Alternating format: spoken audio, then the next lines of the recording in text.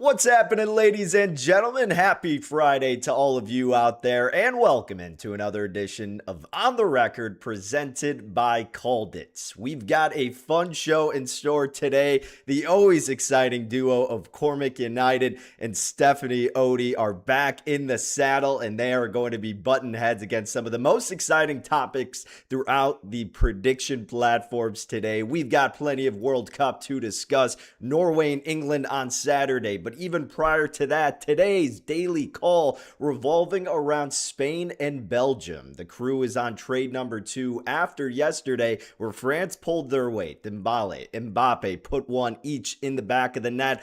Over 1.5 team total goals in regulation does come to fruition. Now the run, our challenge to flip 250 all the way into $1 million throughout the course of 12 different trades, is now on to trade number 2. The pot, as you can see on the screen, is up to $446. You can continue to follow along at www.calledit.media. Not only can you see what the trade is every single day, but you can let your opinion be known. You can log your call. You can see how you stack up amongst everybody else, and you can get a hold of the daily newsletter, which gives great information for some of the biggest events, pop culture, business, sports, whatever it may be. Whatever you can trade on, the info and analysis is all there provided for you. Just enter your email. It's completely free at www.calledit.media. So we'll talk plenty of soccer. We'll also hit on the return of Conor McGregor, about 5 years for his first bout back in the octagon against Max Holloway for the UFC on Saturday night. Steph and Cormac will share their thoughts on him and plenty more. But let's go ahead and bring in our crew. Cormac, welcome back into the mix, my friend. I'm hoping you're doing better. You've had time to recover after the U.S. disappointed us. I know we talked to you the day after, but what did you make of yesterday's game with France and Morocco? How'd you feel about that one? Domination. It was absolute domination. You know, it's funny. I was watching the show yesterday, and I was thinking, you know what? I thought France were going to win. I think France will win the whole tournament. But I thought the guys were maybe a bit generous to France, and I thought they were maybe disrespecting Morocco a little bit. I thought, you know, Morocco, I don't think they're as good as France, but I still thought they're a competent, strong side, and I think that maybe they were being a little bit underrated. I'll put my hands up. They got absolutely smoked. They didn't stand a chance. Honestly, they did not stand a chance. And look, Mbappe misses the penalty. He says, "You know what? Let me score a banger then. I don't want the penalty goal. Give me a banger. He's the best World Cup player ever." I said it. I will say it right now. I don't care what anyone says. He's the best World Cup player ever. He's gonna win his second World Cup this year, and he's gonna get the Golden Ball and the Golden Boot.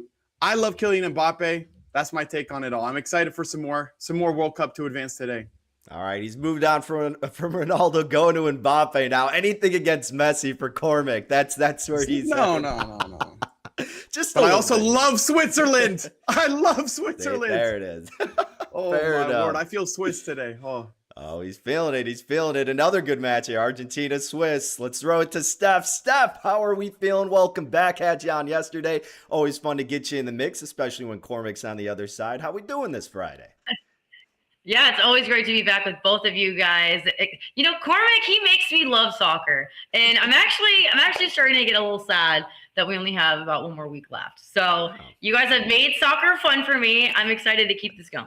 There we go. Hey, we're making the most of it. That's our plan here on the record. And yeah, got to take advantage of it while we still can, with only a little bit of time left to go. So with that being said, let's jump right into it, folks. With the daily call, today's trade number 2 of the run, $446 being put on this from the crew at CalledIt, revolves around today's match between Spain and Belgium. Now, this one starts at 3 p.m. Eastern time out on the West Coast in California at SoFi Stadium. If you look on the right side, the tie in the first half is actually what the team is going to be trading on. Now, for Spain to advance, 74%, they're a big favorite, minus 323 American odds. Belgium 26% plus 265 American odds for them to advance. But like we said, you scroll down, you look at the first half specifically, not for Spain to win, which is trading at 44%, not for Belgium to win, which is all the way down at 15%, but for these teams to be knotted up, whether it's 0-0, whether it's 1-1, whatever it may be, as long as they are tied, that is how the trade can come through for the daily call. Now, the crew put it out at 41% for the first half, Ty. Currently, like we said, it's trading at 42%. But the team believes the true conviction should be all the way up at 45%. So still a strong edge to be had for Spain and Belgium to be tied. Cormac, what do you make of this? I mean, look, Spain's defense obviously is amazing, hasn't let up any action, but both of these teams are capable of putting it in the net. It scares me a little bit, but maybe you agree with the call here today. I am going to be controversial and agree with the call. No, I'm not going to be controversial. I do agree with the call here. I think that a draw is very reasonable, especially because you look at Spain, right? All due respect to Spain, their biggest strength for me, and it's ironic because I don't think their defense is very good, but their defense is really good. If you look at the individuals, I mean, I think, again, Cucurella is great, but am I that convinced of Laporte, Kubarsi, and Pedro Porro? I'm not so sure. The reason that Spain's defense looks so strong is not because of their defense. It's because of their attack. It's the famous, the oldest quote in the book. The best offense is a good defense. Wait, the other way around. The best defense is a good offense. There we go. I got it. And that's what I think. Honestly, Spain, they control 65% possession, the highest of any of the teams still left in the tournament. I think they're like 5% above the second best, which is Argentina. And that's what it comes down to. Spain is not great defensively because they're that strong defensively. It's because they hold the ball so well. They never allow the opposition opportunities. They never get a chance on the ball.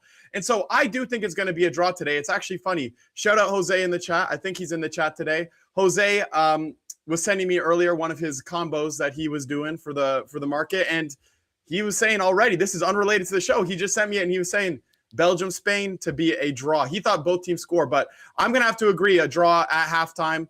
And I just think after seeing Belgium play against my glorious United States, I'm not so convinced of them. Honestly, I'm not so convinced of them. I think offensively, a lot of the goals that they scored really came down to the United States and their frailty and less because of the prowess of Belgium. Mm-hmm. And then the same thing for Spain, even though, of course, Spain have Lamine Yamal, who I think is one of, if not the best player in the world.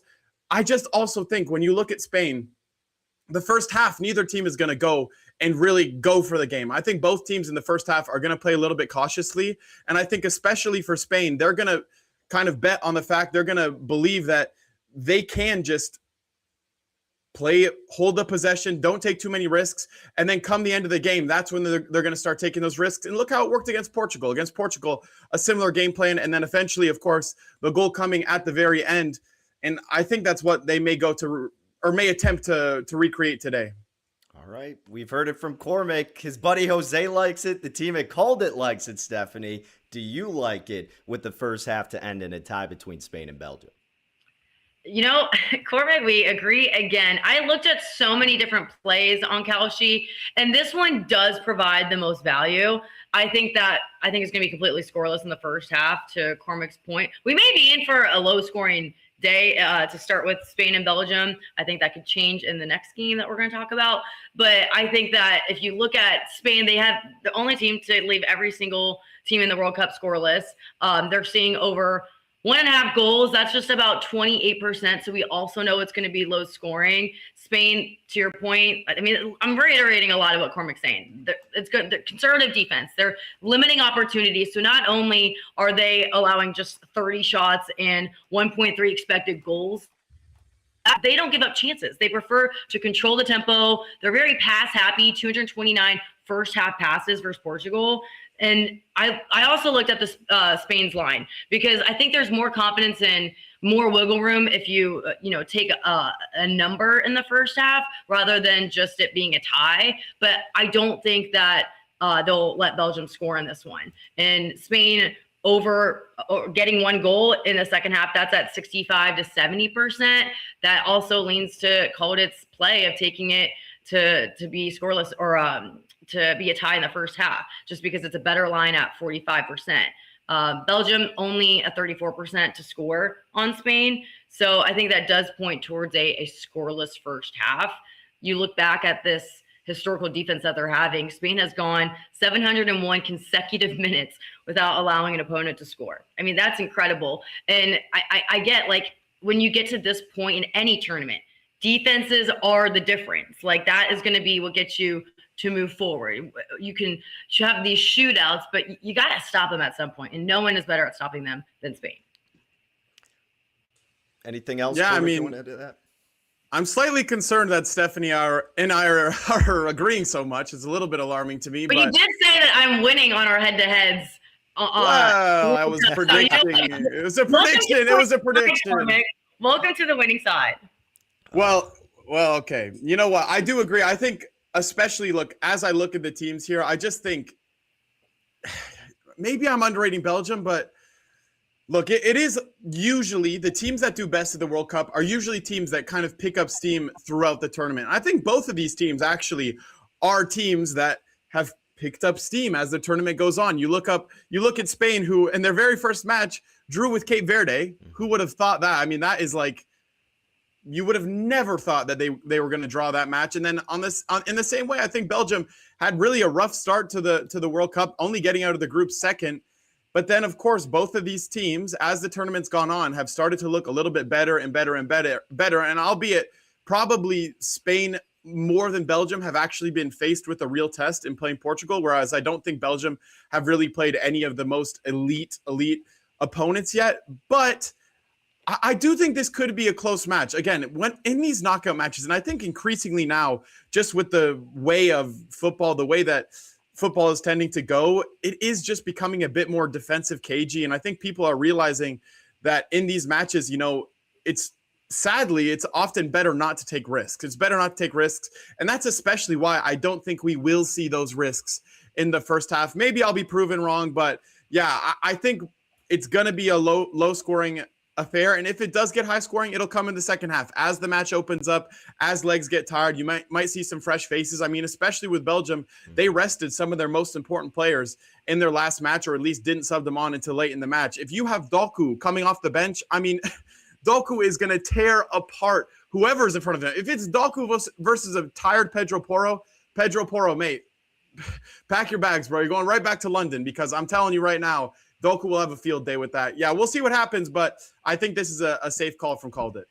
See, I kind of disagree. I don't think this is a safe call. I'm actually going against it here. And I don't completely dislike the call. Like, if someone was just trading it on the side, sure. But for the purpose of the run and trying to get to trade 3, I think there's a bit safer option in what you kind of just alluded to, Cormac, and that would be just regulation time going under 2.5 goals, or just taking the under in some other capacity, because as you alluded to, teams are playing a bit more conservatively, and that should be Spain's MO given how dominant their defense is, right? Now, if you're Belgium, you obviously understand that's coming, and you should be very aggressive to some extent, knowing you're going to have to do that. Maybe not right out of the gates, and that could lead to a first half draw. So 0-0, I completely see that. But here's the thing, like, if Spain does hold up as being the favorite and they get up, say, 1-0, whether it's the first half, second half, whatever, like, then they're completely parking the bus, and they can be by far content with just winning this match 1-0, maybe even making it 2-0. And either way, I think you have a better chance of it staying under 2.5 likely than just Spain completely getting blanked in the first half. And I get there's a bit of value there trading at just 42%,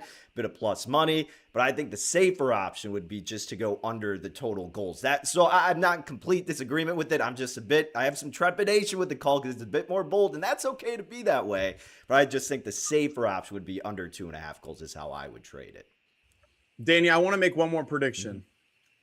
If Belgium win this match, Romelu Lukaku will be the main man. Romelu Lukaku will be the important player for Belgium. I'm telling you guys right now, CalledIt. It's in the name. CalledIt. If Belgium win tonight, it's going to be because of Big Romelu Lukaku. You heard it here first.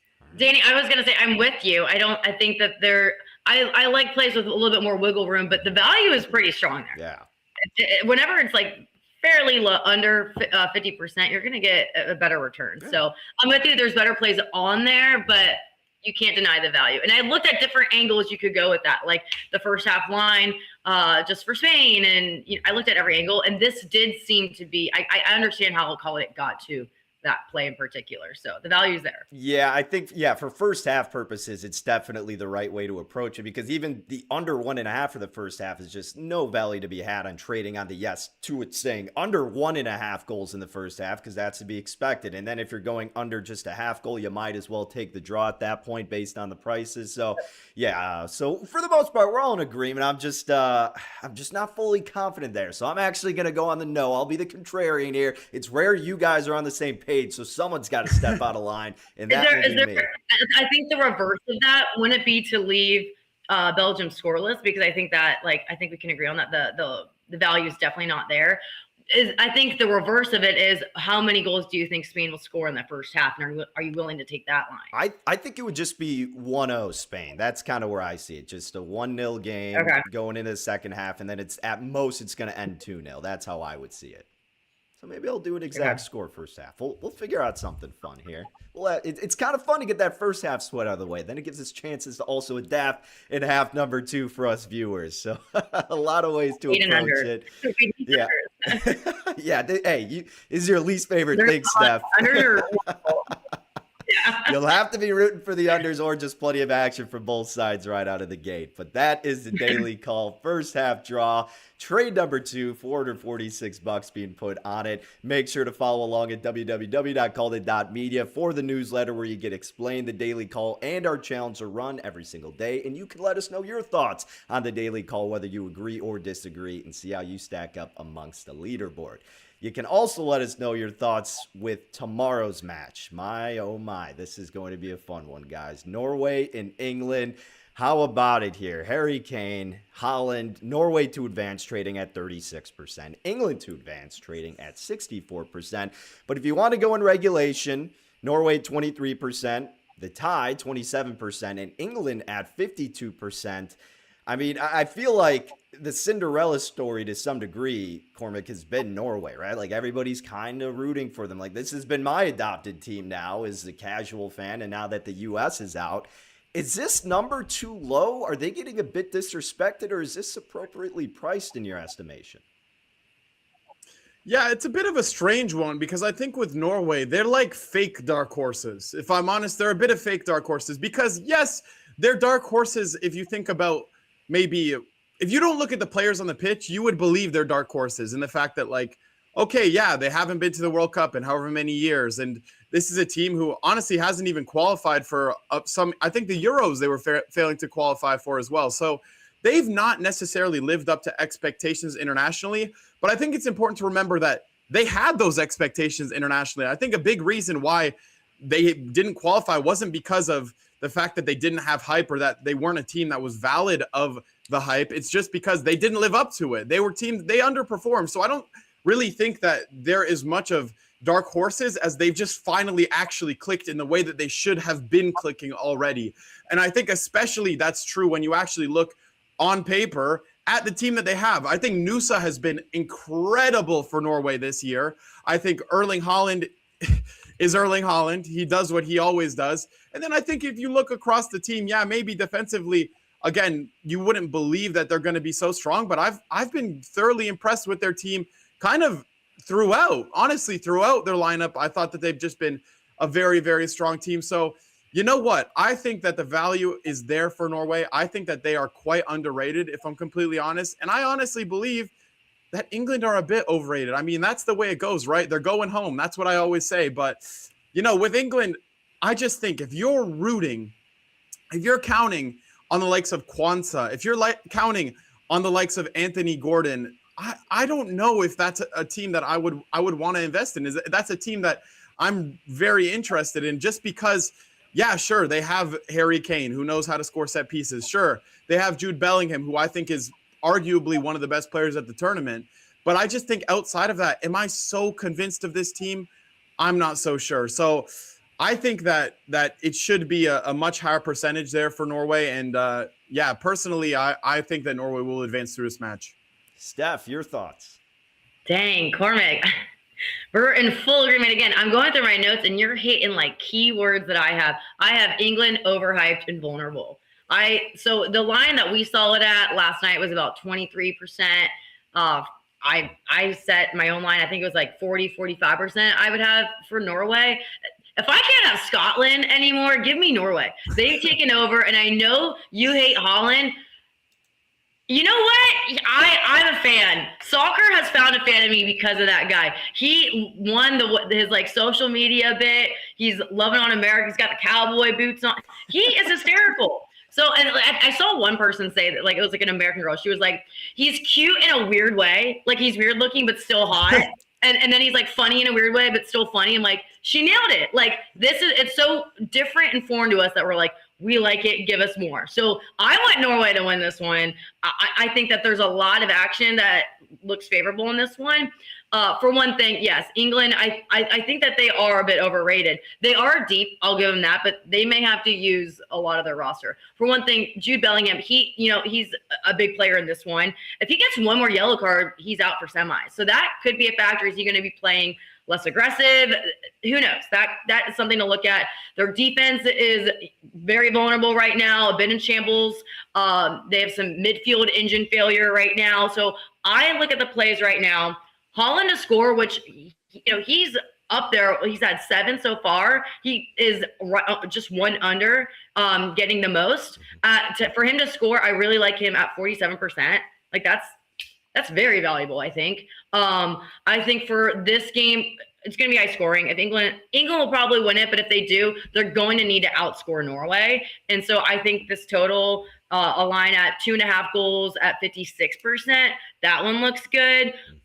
There's a lot of action to be played on this one. I really like Holland to score, and then also maybe even an overtime. I think this one could be tight. Overtime at 25-27%, huge return if you get some extra minutes.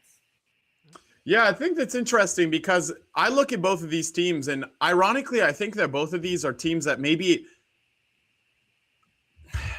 they're not teams that play football like Spain plays football, if you will. They're not teams that are going to go out and typically their game plan is not going to be to dominate possession, to play quick passes, that kind of thing. That's not how these teams win. I think especially for England, they find success with their physicality. Most of the players, if not all of their players, are guys that are going to be able to run their butts off for 90, 120 minutes. They're players that are big, strong.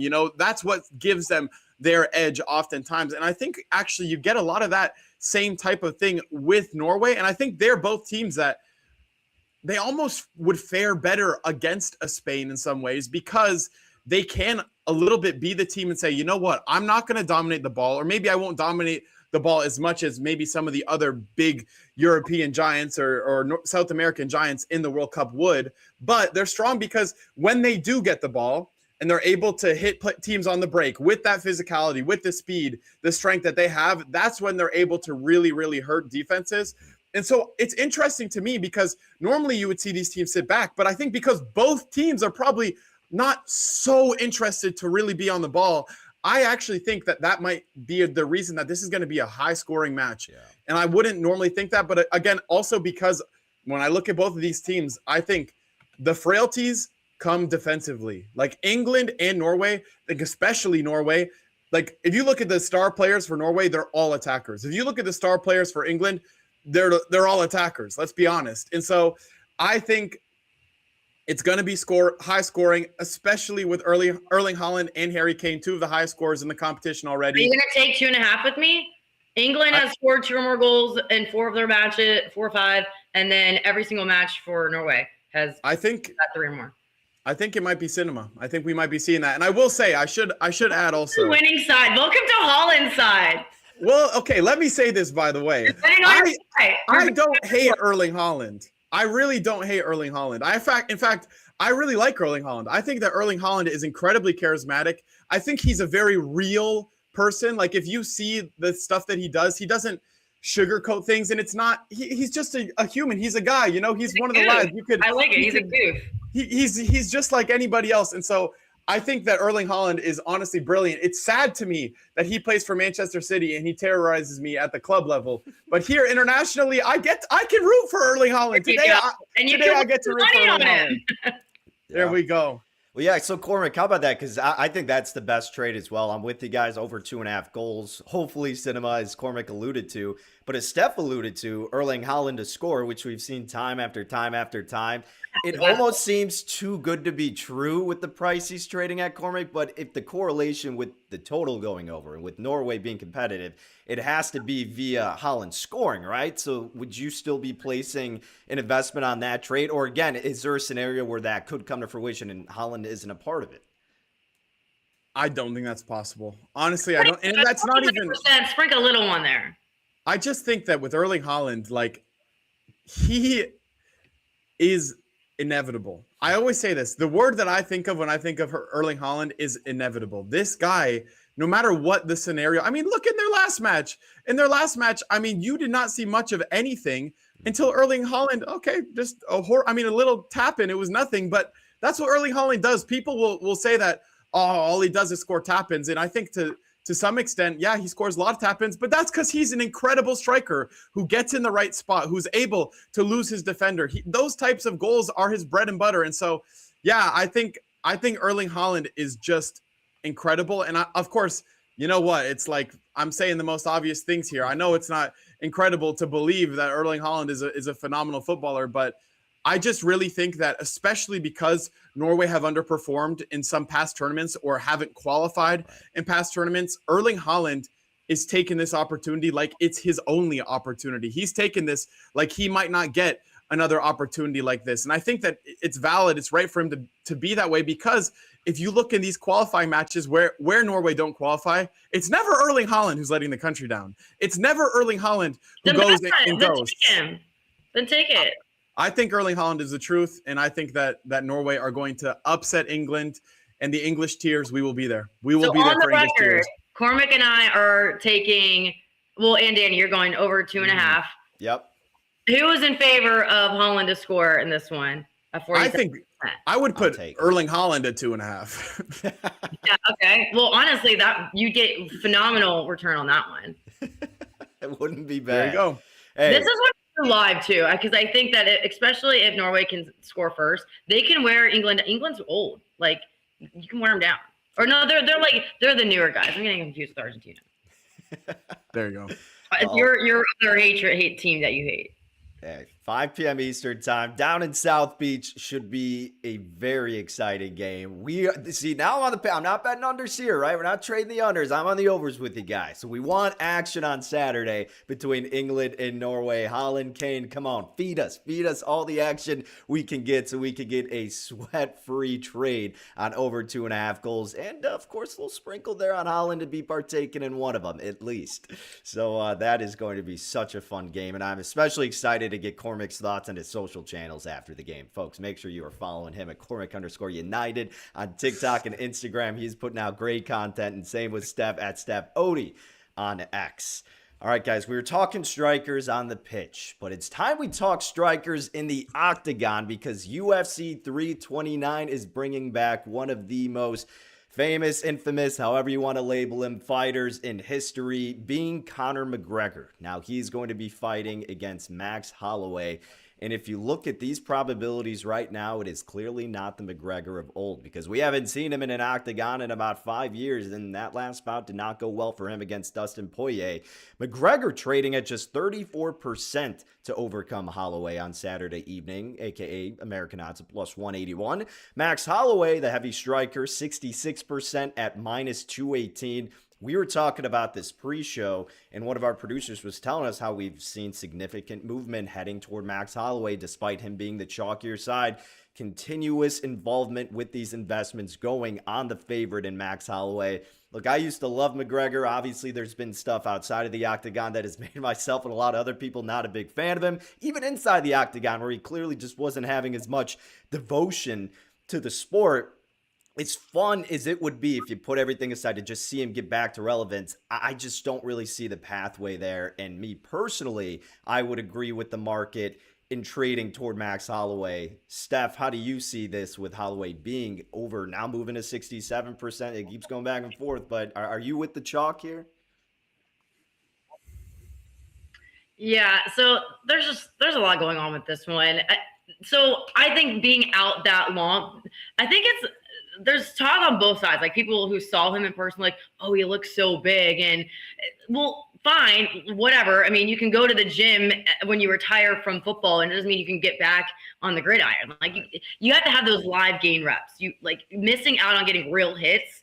It's not the same. And you look at Max Holloway, he's battle tested. And then I also think moving up to 170 for him is a huge advantage because you have to do so much cardio to get down to featherweight, lightweight, and so he's already cardio conditioned. And for one thing, you alluded to it. I'm not one to like to talk about things outside of the sport itself, like when it comes to scandals and controversies, because let's just talk about the game itself. But in other sports, you don't really have the option to opt in or opt out. You're playing the game, you're doing your job. For this to come out of being gone for 5 years to get back, it's a PR move. And you know what, like we talked about this, we can't not talk about McGregor when he steps into the limelight. So I think this might have been a PR move, like getting back in there, because he used the word abstinence in some media, and he says he's practicing abstinence. I've heard, that locks a guy in or whatever. That's full of it. I thought we almost made it to a show without me having an ick. That walk that he does, that's an ick for sure. There you go. There's your ick of the day for me. And I think that this confidence that he's selling is like scammy, kind of. Like it's like if someone sells you too much, it's like if someone asks you out 100 times, like I don't want to. Like he's in our face with all this confidence, and it's like I'm not buying it. Like you have scandal galore, like you have this black cloud over you that I'm not buying it. And who is not practicing abstinence is Max. He never said anything about that. He hasn't had to take time off. I think he's walked in. He's doing his thing. He's battle tested. He's got the live reps. This is kind of a no-brainer for me. It's all PR move. It's all media stunt. Cormac? McGregor is a McGoner, and it's gonna be McGoodnight. He's going to fall asleep in that octagon. I'm all the way with Holloway. And look, I think Conor McGregor is going to lose. But I hope that he gets his ass beat. Personally, I cannot stand Conor McGregor. And I think that, despite the fact that he does have a decent reach advantage over Holloway, I think 5-inch reach advantage, I just think that if you retire for 5 years and come out at the age of 37, I just don't believe that you're going to be able to keep up. And I think, especially with what Stephanie was saying there, is that if you retire for that long, I mean, maybe I'm wrong. I doubt he was training. I doubt he was really working hard to stay alert, stay fit for another fight. And so, to be honest, I don't think it's going to be a close one. And yeah, I'm all the way with Holloway. That's what I say. It's fake confidence. You can't be that confident if you're not getting laid. Sorry. Yeah. You heard it here first. You can't be that confident if you're not getting laid. Put it in quotes. Stephanie Odie. Frame it in your place of housing, wherever you want to, but make sure you keep that on the record. And that's how you know who you should be trading on for UFC 329. McGregor and Holloway. Holloway's trading at over 66%. That is what these two are on. That's where I tend to side with as well. There may be other ways in terms of how you want to trade it so you're not utilizing as much VIG in the market and paying as much, but hey, still a good option potentially if you're just looking to get involved for the big bout on Saturday night with McGregor and Holloway. At the very least, it'll generate some steam in the octagon, and always a good reason to sit down on Saturday and watch some fights. Can't beat that. And you also can't beat the action we're going to see on the pitch today with the Daily Call that both of these guys here on the panel shared their thoughts in agreement with the crew at Called It that the first half is going to end in a tie with Spain and Belgium. Now, the crew gave it out at 41%, moved up a bit to 42%. They both like it. I'm kind of thinking the other way, so I'll be the oddball here. I'll be thinking otherwise, but hey, that's going to be the big focal point for us here at Called It to see if it is going to end in a draw, whether it's 0-0, whether it's 1-1, whatever it may be. We'll see if it does come to fruition and if we can move to trade number 3. But guys, we are off for the rest of the weekend. We'll be back on Monday. Make sure you follow these two in the meantime. At Cormac_United on TikTok and on Instagram, and at Steph Odie on X for Steph. Steph, do you have the same Instagram handle? I got to throw yours out there too. Is it the same or is it a little bit different? Cross all platforms. There we go. Beautiful. Yeah, it's Steph Odie everywhere. Perfect. Yep. Well, hey, make sure you follow her across all platforms as well, TikTok and Instagram. And of course, for the squad at CalledIt_media on X, CalledIt.media on Instagram, and www.calledit.media for the website. Newsletter access completely free. Just put in your email, you get that information right in your inbox with all the biggest trades, and you get updated action with the daily call and our challenge of the run, which again, we're on trade number 2, trying to flip 250 all the way into $1 million with that first half trade on Belgium and Spain. And then we got plenty more over the weekend. So make sure you tap in by heading to the website, and make sure you return on Monday, 11 a.m. Eastern time on the record. It'll be myself, it'll be Maya Campion and Dane Martinez, and we will be back to update everything that transpired over the soccer world and plenty more from the festivities on Saturday and Sunday. But until then, folks, thank you for tuning in. Best of luck with all your trades, and we will see you again on the record.